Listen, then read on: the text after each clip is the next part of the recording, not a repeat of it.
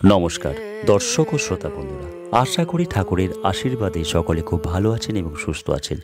আজ আমি ঠাকুর শ্রী শ্রী রামকৃষ্ণদেবের কাহিনী অবলম্বনে গিরিশকে উপদেশ, টাকায় আসক্তি, সৎ ব্যবহার, ডাক্তার কবিরাজের দ্রব্য, এই পরিচ্ছেদটি আপনাদের সামনে তুলে ধরব।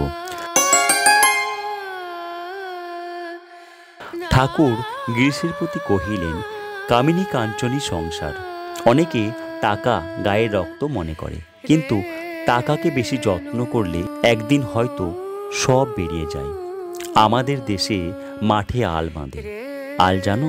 যারা খুব যত্ন করে চারিদিকে আল দেয় তাদের আল জলের তোড়ে ভেঙে যায়।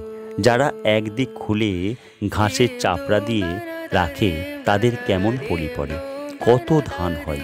যারা টাকার সদ্ব্যবহার করে, ঠাকুর সেবা, সাধু ভক্তের সেবা করে, দান করে, তাদেরই কাজ হয়, তাদেরই ফসল হয়। আমি ডাক্তার কবিরাজের জিনিস খেতে পারি না। যারা লোকের কষ্ট থেকে টাকা রোজগার করে, ওদের ধন যেন রক্তপুঞ্জ।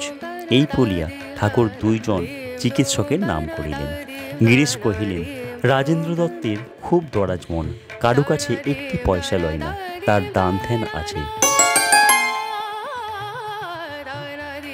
এই ছিল আজকের আলোচ্য কাহিনী। আজকের এই ভিডিওটি যদি আপনাদের ভালো লেগে থাকে তাহলে অবশ্যই অনুরোধ করব, ভিডিওর নিচে কমেন্ট বক্সে ছোট্ট করে একটি কমেন্ট এবং লাইক অবশ্যই করে যাবেন।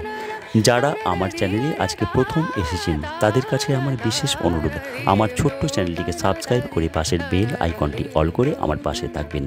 যারা ইতিমধ্যে আমার ছোট্ট চ্যানেলটিকে সাবস্ক্রাইব করেছেন তাদের সকলকে আমার অসংখ্য ধন্যবাদ। ঠাকুরের আশীর্বাদে সকলে খুব ভালো থাকবেন, সুস্থ থাকবেন ও আনন্দে থাকবেন, এই প্রার্থনা নিয়ে আজকের মতো এখানেই শেষ করছি। ভিডিওটি সম্পূর্ণ দেখার জন্য অসংখ্য ধন্যবাদ।